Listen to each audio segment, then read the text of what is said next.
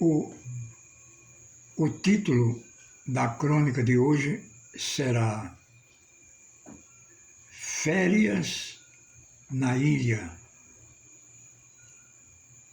Bem, minha gente, eu irei falar sobre alguns episódios que na minha adolescência eu comecei a ver e sentir na chamada Ilha de Itamaracá, uma ilha do litoral norte de Pernambuco e que historicamente tem o seu valor, porque até capitanias hereditárias já foi.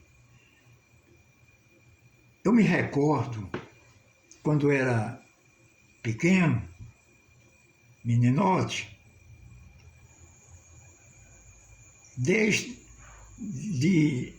da década de 50 até a primeira metade da década de 60, que eu comecei a viajar para esta ilha do litoral pernambucano, pois residia nela a minha mãe. Sempre eu fazia isso nas férias.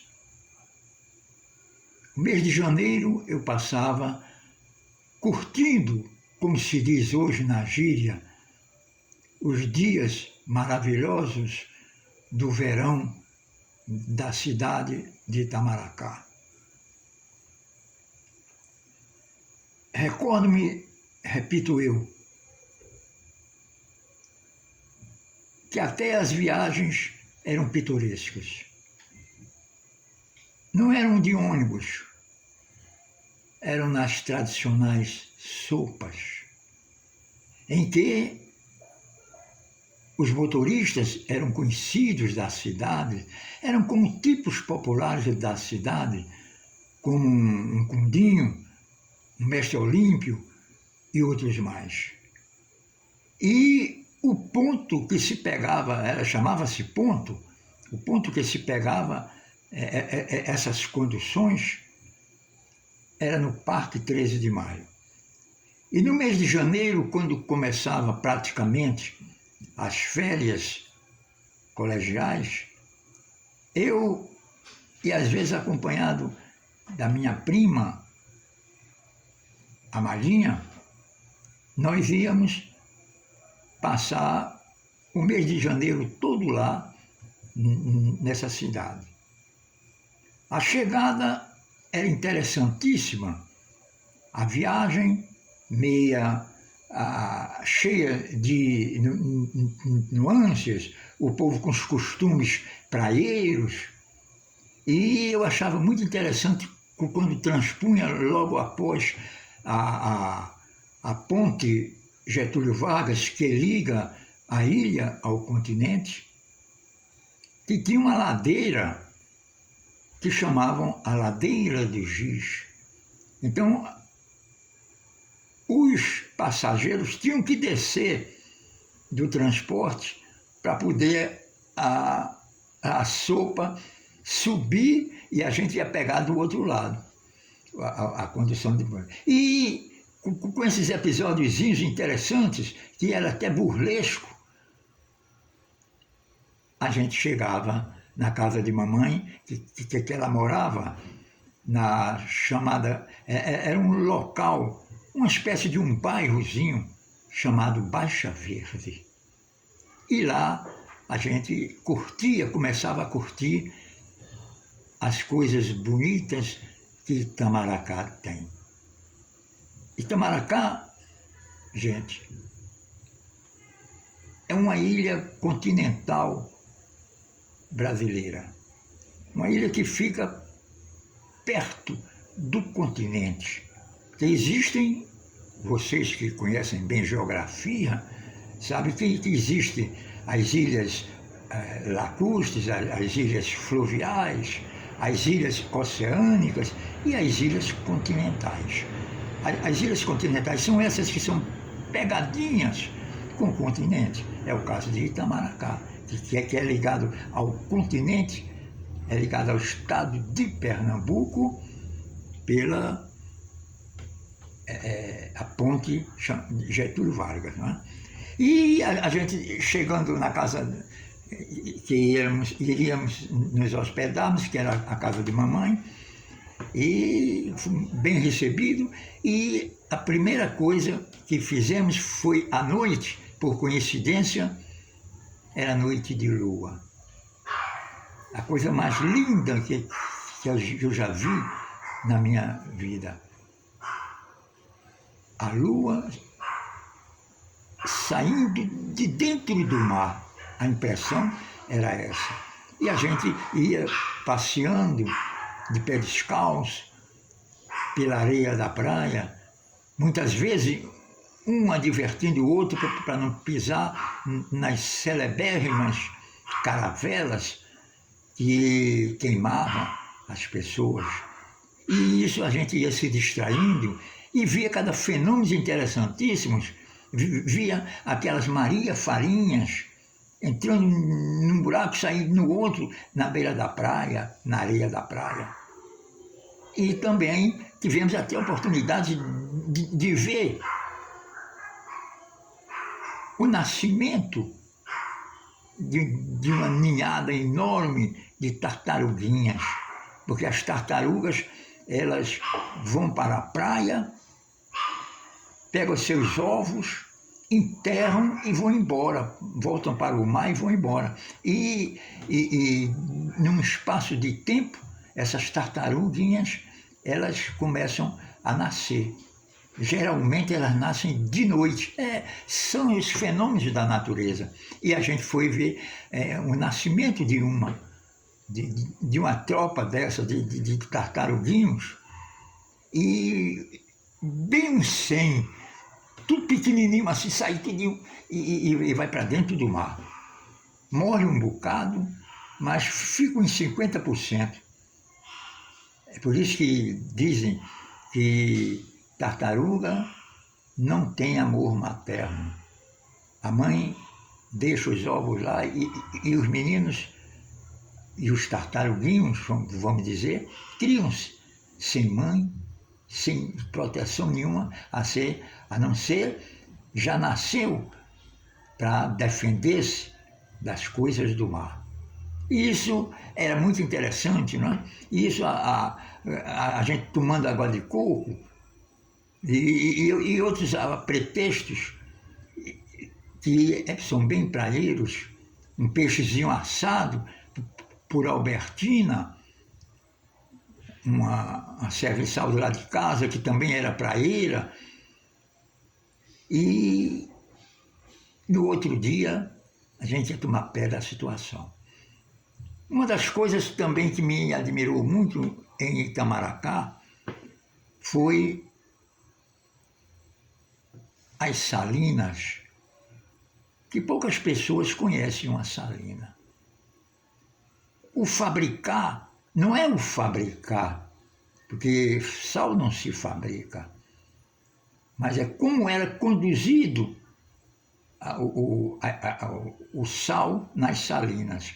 É uma espécie assim de umas centenas de piscinas no alto da ilha, que ficava no centro da ilha, e a água do mar entrava com o rio, o chamado Rio Jaguaribe, e ali enchia essas piscinas. E com o sol inclemente, o sol ardente, esse sol bem tropical das praias nordestinas, ia ali se acumulando e criava-se o sal ali. Agora, era transportado de maneira também muito interessante, era pelas celebérrimas barcaças de vela.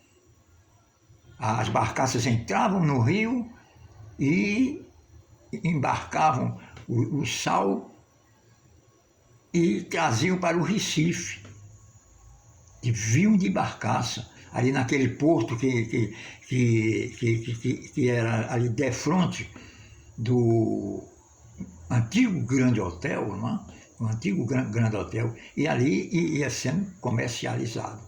Então, isso era uma das coisas interessantes de Itamaracá. Outra coisa também que a gente, como menino, admirava muito e gostava de fazer, era que determinadas frutas em Itamaracá não se vendia. É o caso do caju. O caju, existia uma mata de caju. Então as pessoas, os habitantes de Sairé, eles iam buscar caju na mata. Então mamãe ia com a gente. Levava um bocado de cesto, cada um levava cesto e trazia um caju para casa. Não comprava caju. Isso a gente ia se acostumando a saber que ainda existia, naquela época, uma oferta que se adquiria de um produto, indo buscar ele no seu próprio meio, né? No seu próprio, na sua própria floresta. Era uma floresta, era uma mata de caju, e assim a gente trazia caju para casa. E abastecia a casa por 4, 5, 6 dias. E isso era também pitoresco para a gente quando era criança, né? Outra coisa interessante na ilha é que nos outros interiores, qual é a criança que vai em interior, ou mesmo um adulto, e não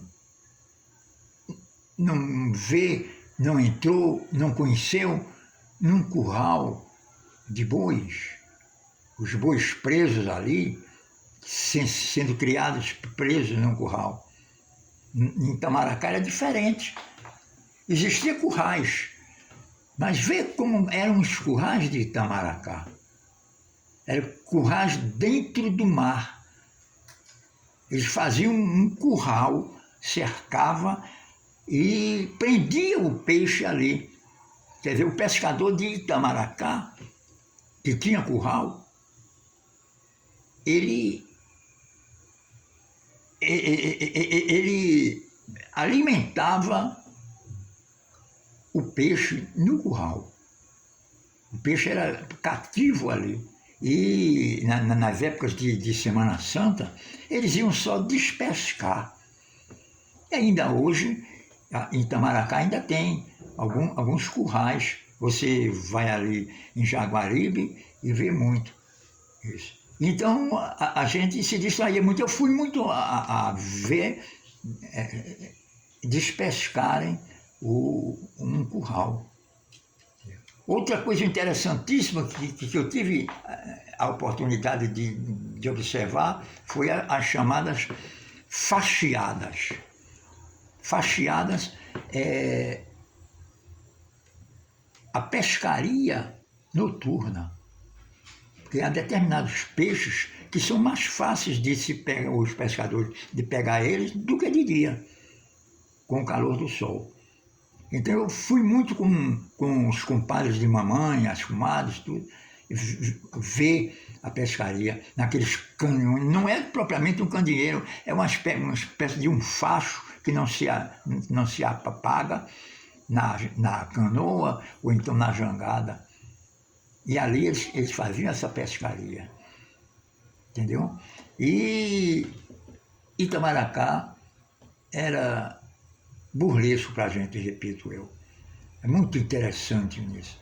E tinha épocas de Itamaracá que tinha coisas maravilhosas.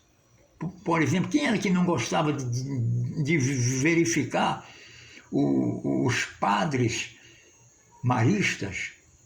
Porque tinha um convento ali num morrozinho em Jaguaribe, e os padres passavam tempo na praia ali, pertencia à ordem, né?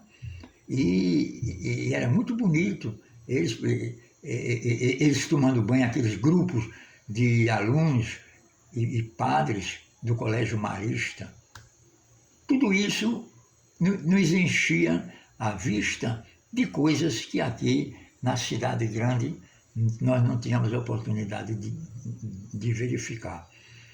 Quanto à orla marinha, aquelas praias que eram para o lado do Forte de Orange eram muito limpas, bonitas, como São Paulo, Rio do Amba, o sítio do Currupio e o Forte, que o Forte não deixa de não ser uma das construções que é o maior patrimônio histórico de Itamaracá. Ele foi construído pelos holandeses, depois passou para portugueses e ficava naquele vai e vem na época colonial.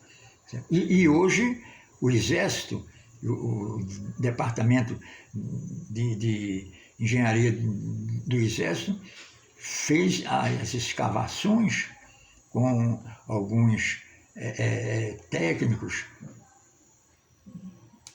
e conseguiram muitas ossadas de holandeses, de soldados holandeses que estavam enterrados ali dentro do Forte de Orange. Então, são essas coisas que a gente se apega quando é criança e quando é adolescente.